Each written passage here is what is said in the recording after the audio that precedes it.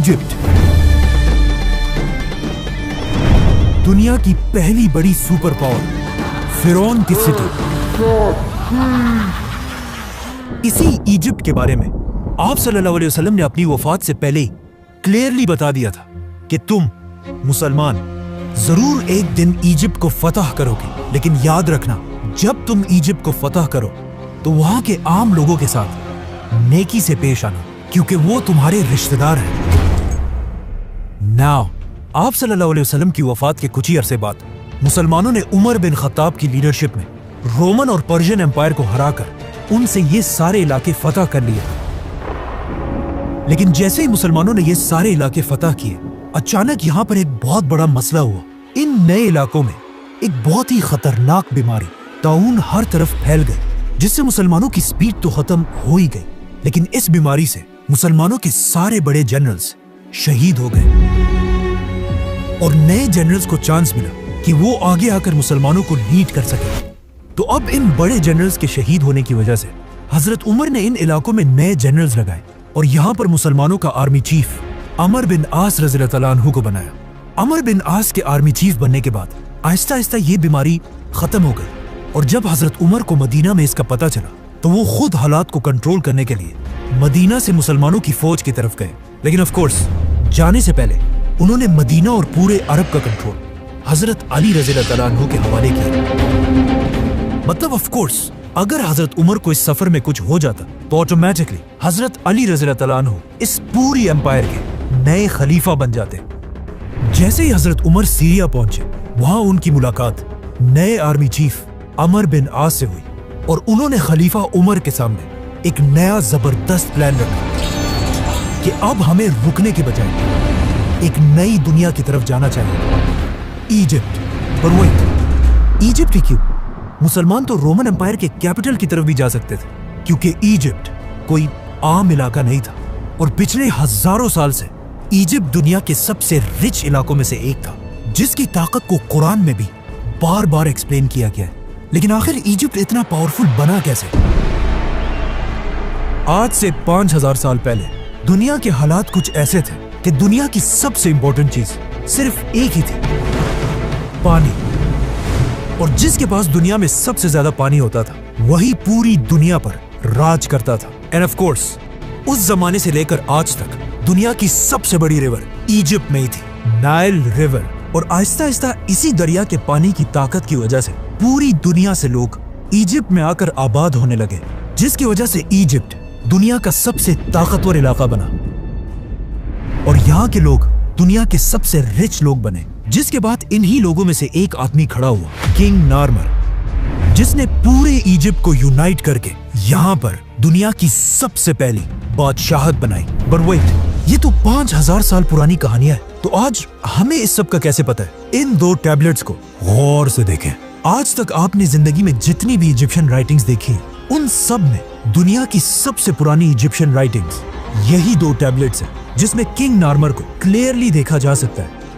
आहिस्ता आहिस्ता यही Egyptian empire ताकतवर होती गई और अगले 1000 साल तक इजिप्ट ही पूरी दुनिया पर राज करता रहा। 1000 साल तक दुनिया की सुपर पावर रहने के बाद अब इजिप्शियन फिरौनों को यह बात कंफर्म हो चुकी थी कि उनसे बड़ा इस पूरे यूनिवर्स में कोई भी नहीं है। जिसके बाद पहली बार उन्होंने एक ऐसा दावा किया जो उनसे पहले किसी ने नहीं किया था। इजिप्ट के फिरौन ने अपने आप को बादशाह नहीं बल्कि खुदा कहा और इन फिरौनों ने इजिप्ट में एक ऐसा रिलीजन बनाया कि फिरौन तो दुनिया में एक खुदा है, लेकिन तुम अवाम सिर्फ और सिर्फ तभी जन्नत जा सकते हो जब तक तुम अपने खुदा फिरौन के गुलाम रहो, ताकि कभी भी इजिप्ट के लोग फिरौन के खिलाफ बगावत ना कर सके। तो अब पूरा इजिप्ट फिरौनों की इबादत करने लगा।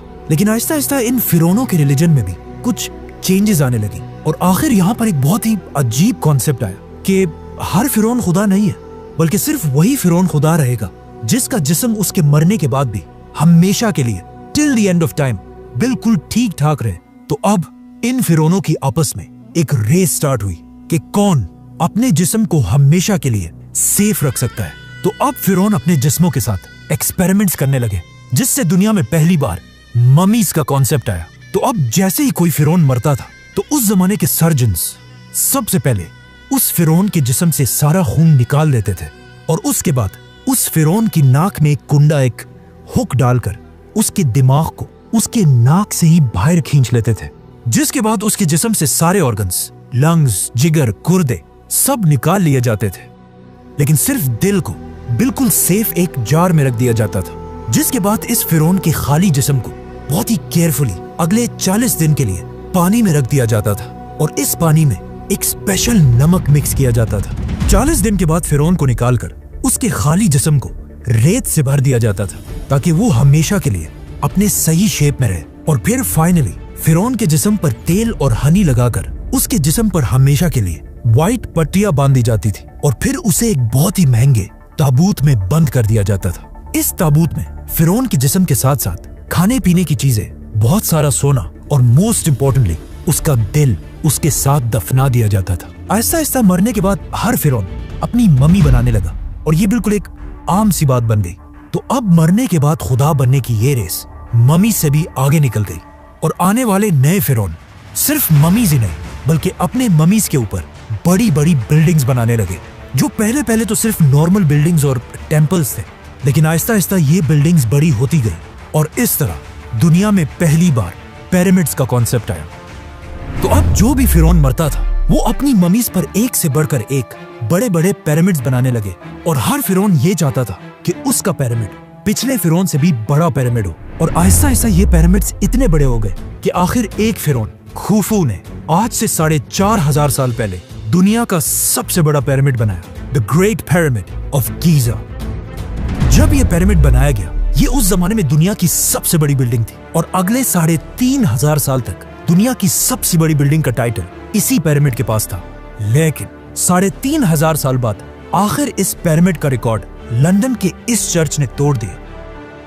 लेकिन ये चर्च भी ज्यादा अरसा अपनी जगह पर खड़ा नहीं रह सका और इसके गिरते ही पिरामिड दोबारा दुनिया की सबसे बड़ी बिल्डिंग बनी। लेकिन आने वाले वक्तों में आईफल टावर और बाकी बिल्डिंग्स ने पिरामिड्स का ये रिकॉर्ड तोड़ दिया। आज दुनिया की सबसे बड़ी बिल्डिंग बुर्जुल खलीफा है, वी ऑल नो दैट, जिसकी हाइट तो सबसे ज्यादा है, लेकिन वजन के हिसाब से अगर 12 बुर्ज खलीफा को मिला लिया जाए तब भी ये एक पिरामिड ज्यादा भारी है। मतलब ये पिरामिड इतना बड़ा है कि इस पिरामिड के अंदर 2000 बड़ी बड़ी ट्रक्स आसानी से पार्क की जा सकती है। नाउ सारे फिरौन ये पिरामिड्स तो बना ही रहे थे, लेकिन इन पिरामिड्स को बनाते हुए उन्हें इस बात का पता नहीं चला कि इनको बनाने के लिए बहुत ज्यादा पैसा खर्च होता था। इसीलिए ये पिरामिड आज दुनिया का सबसे बड़ा पिरामिड है और इस पिरामिड के बाद आने वाले पिरामिड्स का साइज आहिस्ता आहिस्ता छोटा होने लगा। और सिर्फ पिरामिड्स ही नहीं बल्कि इन पिरामिड्स की वजह से पूरी इजिप्ट की इकोनॉमी भी कमजोर होने लगी और हजारों साल में पहली दफा ऐसा लग रहा था कि फाइनली इजिप्ट अपने सुपर पावर होने का टाइटल खो देगा। जैसे इजिप्ट की इकोनॉमी बहुत ही कमजोर हुई, ये एग्जैक्टली वही टाइम था जब मिस्र के बाजार में एक छोटा सा बच्चा गुलाम बनाकर बेचा जा रहा था। लेकिन ये बच्चा बाकी सारे बच्चों से बिल्कुल डिफरेंट था। मतलब उस जैसा खूबसूरत वहाँ कोई भी नहीं था, जिसकी वजह से इस बच्चे को मिस्र के एक बहुत ही पावरफुल मिनिस्टर ने अडॉप्ट कर लिया और फिर आगे जाकर यही गुलाम बच्चा यूसुफ अलैहिस्सलाम पूरे इजिप्ट का प्राइम मिनिस्टर बना।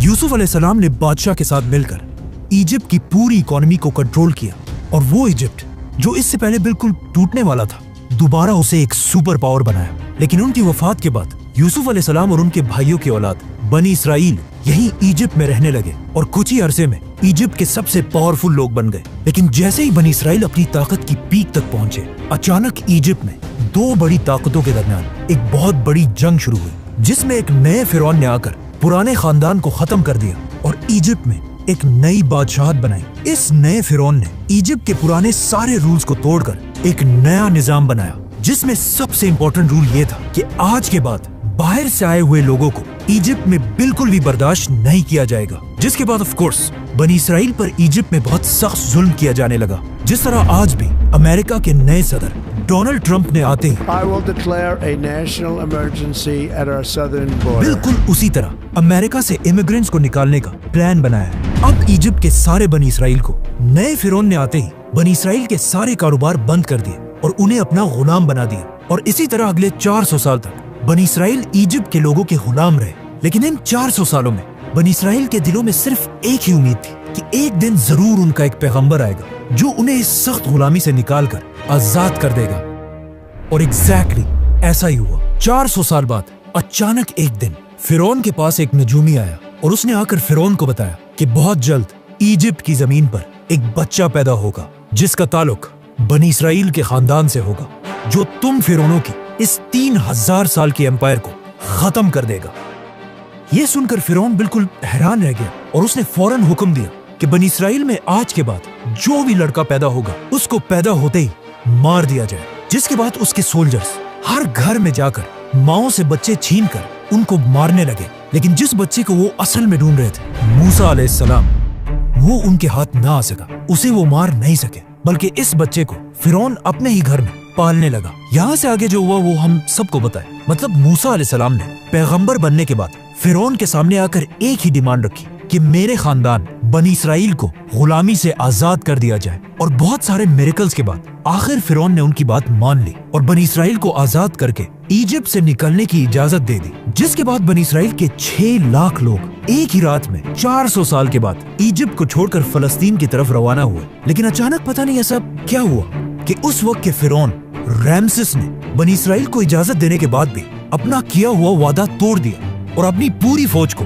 जंग के लिए तैयार होने का हुक्म दिया। जिसके बाद रैमसेस अपनी फुल ताकत के साथ मूसा अलैहिस्सलाम का पीछा करने लगा। लेकिन जैसे ही वो बनी इसराइल को खत्म करने के लिए उनके बिल्कुल करीब पहुंचा, एग्जैक्ट उसी वक्त अल्लाह ने मूसा अलैहिस्सलाम और बनी इसराइल को बचा लिया और रैमसेस, फिरौन और उसकी पूरी फौज को इस पानी में गर्क कर दिया।